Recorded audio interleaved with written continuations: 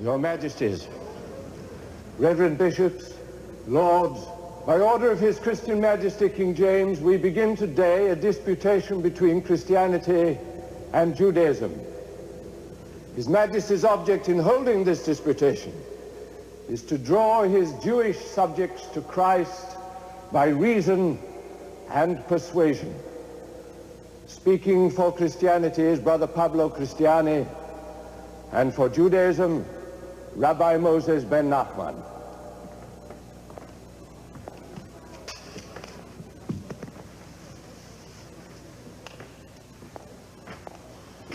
Rabbi Moses. Your Majesties, I too believe that reason is alone sufficient to settle these matters. As my first contribution, I should like to suggest certain lines on which the discussion should proceed. I suggest we should devote ourselves to two questions, which in my view are the most vital. What are they, Rabbi Moses? The first question is the Messiah come, or is he yet to come? The second question, is the Messiah prophesied in scriptures a man or a divine being? You agree with this proposal, Brother Pablo? I do, Your Majesty. I'm astonished that we have reached agreement on procedure so rapidly. There is one point I wish to raise, Your Majesty. Yes? Rabbi Moses has referred to prophecy in Scripture, but not to the Talmud. If I may explain, the Talmud is the book of Jewish traditions which date to a time long before the birth of Christ. It explains the laws and stories and prophecies of the Old Testament in such a thoroughgoing way that the Jewish faith without it would be shorn of a great deal of its content. It is my contention that the Talmud also proves that the divine Messiah has come. Rabbi Moses, do you agree that the Talmud should be brought into this discussion? I have no objection, Your Majesty. However, I should like to give Brother Pablo a friendly warning, which may save him a great deal of time and trouble. It is simply that we Jews do not always agree with everything we find in the Talmud. But do you not accept that the Talmud is a holy book to the Jews? I do, but the Talmud is a record of discussions. These discussions took place between rabbis over the course of about 500 years on every aspect of Jewish religion. Obviously, when two rabbis disagree, which happens on every page of the Talmud, both cannot be accepted as right. Consequently, many sayings in the Talmud are not accepted by the Jews. I see.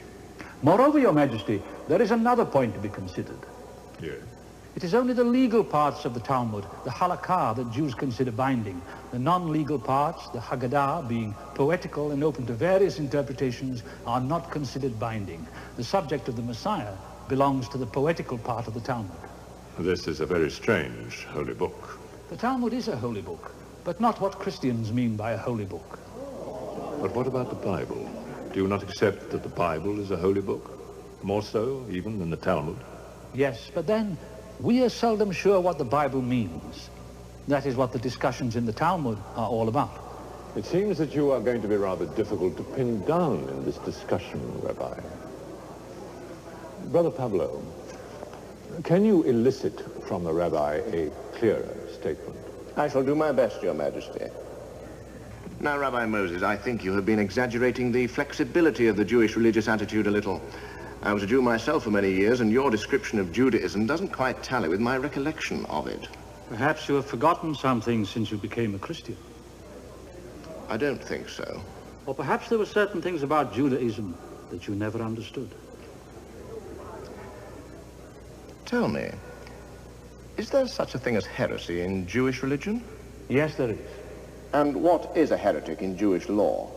A Jew who denies an essential principle of the Jewish faith. And what are the essential principles of the Jewish faith? That is a matter of dispute. Surely there are some articles of a faith beyond dispute?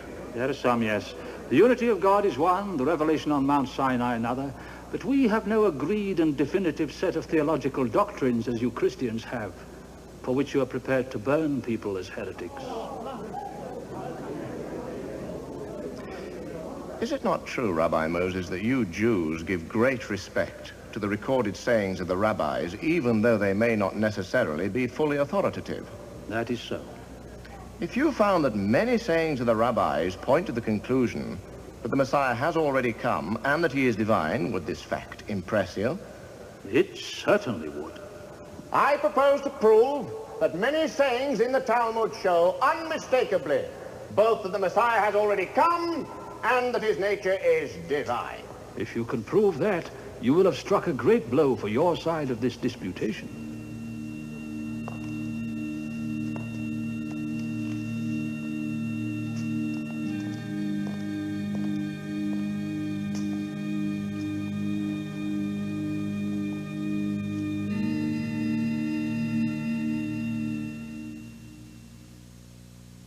The question is, has the Messiah come?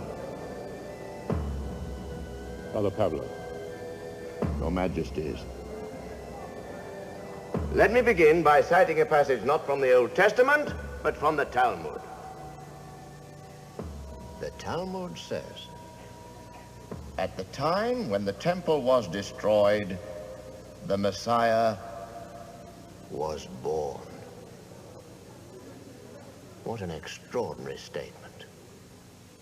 The temple was destroyed about 1,200 years ago, round about the time of the beginning of Christianity. Now let me put the question directly to Rabbi Moses. Why are the Jews waiting for the Messiah when their own Talmud tells them that he came 1,200 years ago?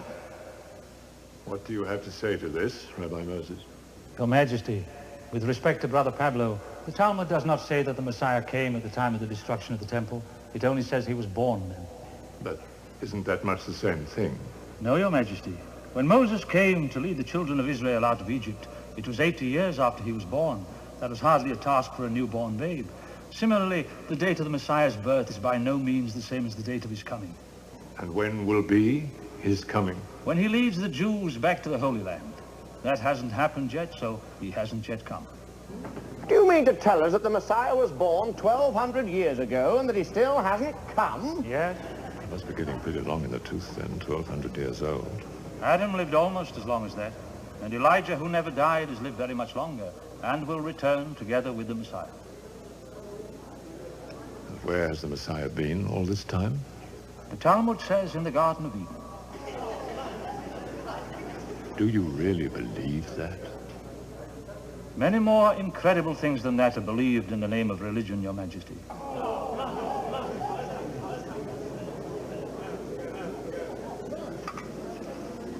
I personally do not believe that the Messiah was born at the time of the destruction of the temple.